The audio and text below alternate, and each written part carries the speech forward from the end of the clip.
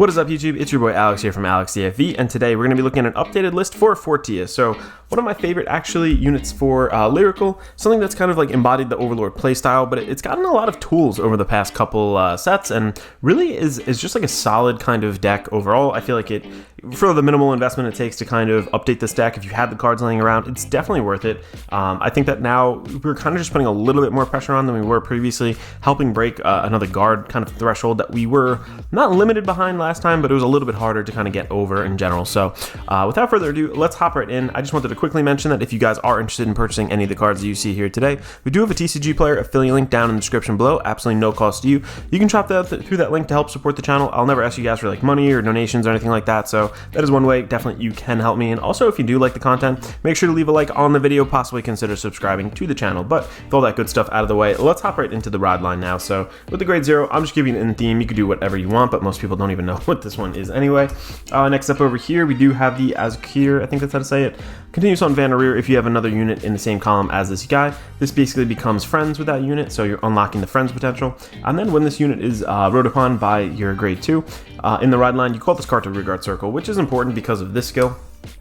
So on Van or Rear, if you have another unit in the same column, again, they become friends, but continues on Van, the second skill. If you have another friend, when you would ride your grade 3, Mimish Fortia, you are basically allowed to ride from the ride deck without discarding, so it feels nice. It starts to change the pace and flow. It allows you to be very aggressive early. With some other cards that we do have in here, just kind of spamming itself out. You don't run through Soul like absolutely crazy in this deck, so I feel like it's definitely not 100% necessary to kind of reserve that for later into the game. Sorry, let me get this. Let's see if I can get that out of the glare.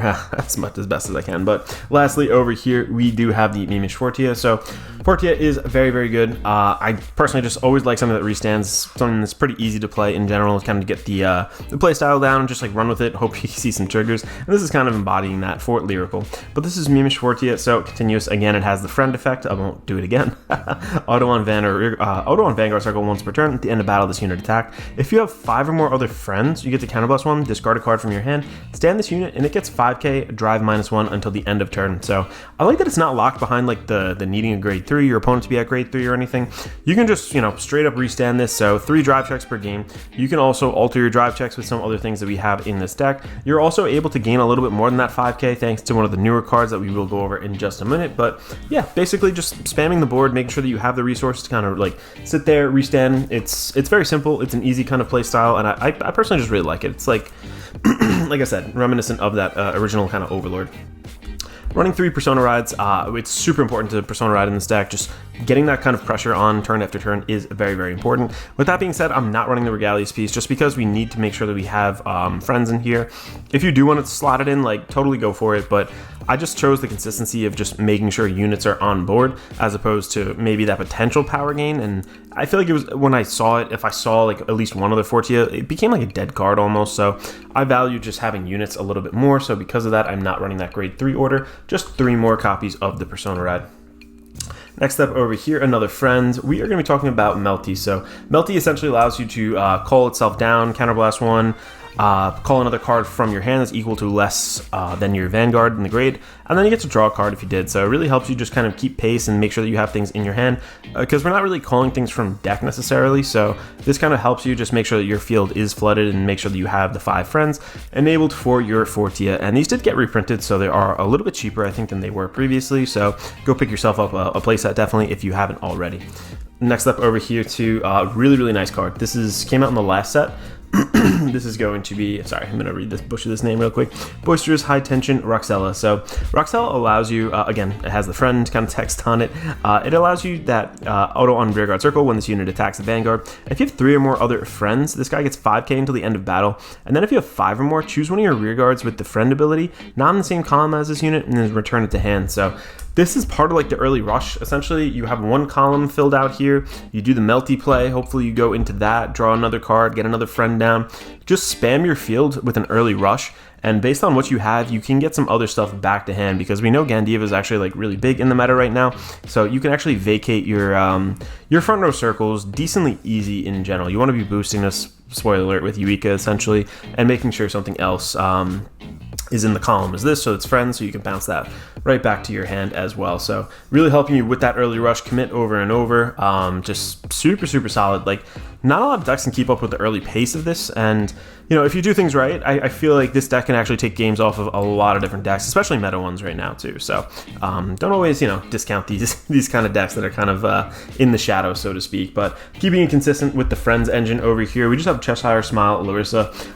Basically, when this unit attacks, if your opponent's Vanguard is grade 3 or greater, gets an additional 2k until the end of battle for each of your other friends, just essentially becoming an extra 10k on top of Persona Ride's 30k, boosted by another unit. You know, it gets a little bit more, so can make a nice 40k column pretty easy, 38k column, hitting those nice guard thresholds.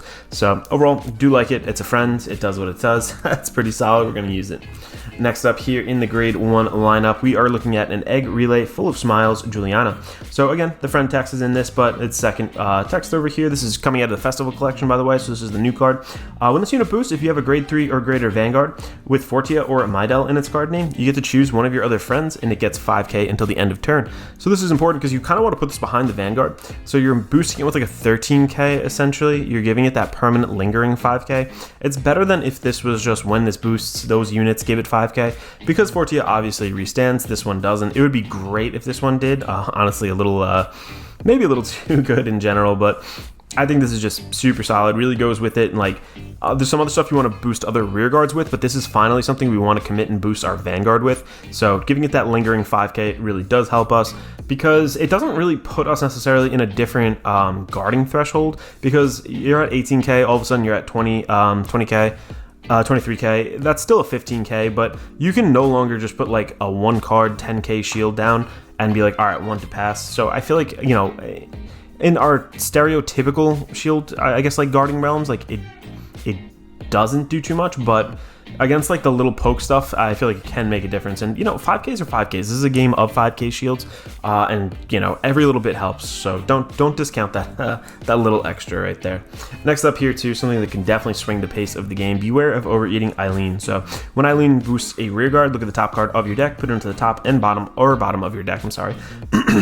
Basically just super impactful on Fortia, because you're drive checking like 3 times naturally through her, but this kind of extends it and makes sure that you can dig a little deeper, potentially into something better in your deck.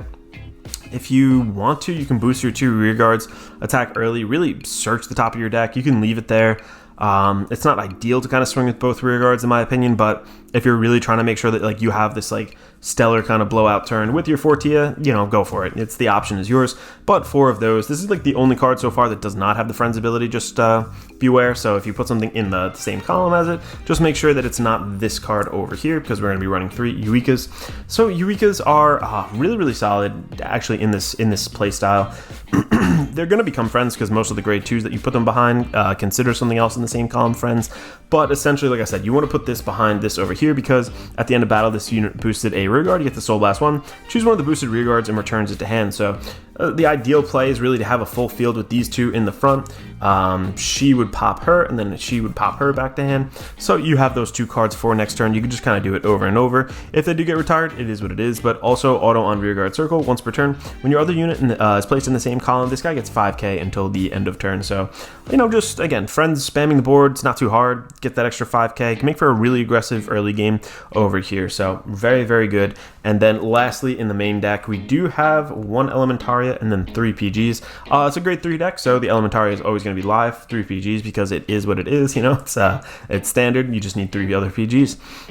Again, I'm not running the Regalius piece just because I value more units. When I saw it in hand, sometimes it ended up being dead. And in like a retire format, like I said, that we have like we have Messiah going on. Chronojet, I think, has a retire here or there. I'm not 100%. Can't think of it off the top of my head, but Gandiva, Messiah, things like that. Like, they're just going to start popping your board. So having units in your hand to call down a little bit later is really good, along with like this whole like go back to hand combo. It's just pretty solid to kind of limit them as to what they can do. So yeah, next up over here, getting into the triggers, I'm choosing to run 3 actually draw. I think you win through the long game in this. Like if you have 2 Fortia turns, chances are they'll live through 1. Unless you like rip the nuts, so to speak. If you get like all crits, sure, that's great. You're gonna close out the game, but you want to make it to your second one. So I think that this kind of helps us get cards in hand, gets units on board to make sure that you have 5 of your friends' units, so you can actually go live with your Vanguard skill. So draw triggers for me. You can run the fronts if you want to.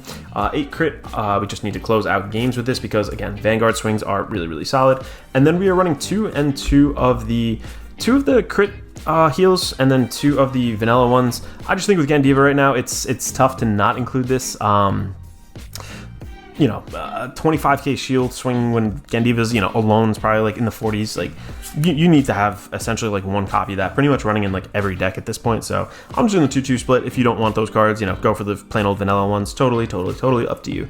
And then lastly, I just think it's too impactful not to have one of these over here, Katrina. You can run the blue, what is it, the over trigger, the new one that does give you a crit. Like, that's definitely viable, but at the same time, you are doing a lot with your rear guards. If you hit this early, because we're running so many of the ones that check the top deck, if you hit that early, like, the rest of the game is yours. Like, it's so impactful. So you can run the blue one because it's a little bit more crit technically in the deck. You get that re-ride maybe back to your hand, but overall I do still kind of like this. A little more playtesting might be in order to kind of determine if I do want to swap it out. But yeah, one of these over here, and that is the deck profile. So let me know if you guys have any questions, anything else you would change in the build itself. I think that there really is like a solid game plan with this, and I don't think I would make too many changes. I've played a lot actually with this deck, more than most other Lyrical decks, and I think that this is a very solid kind of game plan strategy in general. Very simple, easy to play, fun to pick up, and I think that's what's really important when you're kind of playing with some of these tier 2 kind of decks over here. So thank you guys so much for watching. Again, this is Alex from AlexCFV signing out.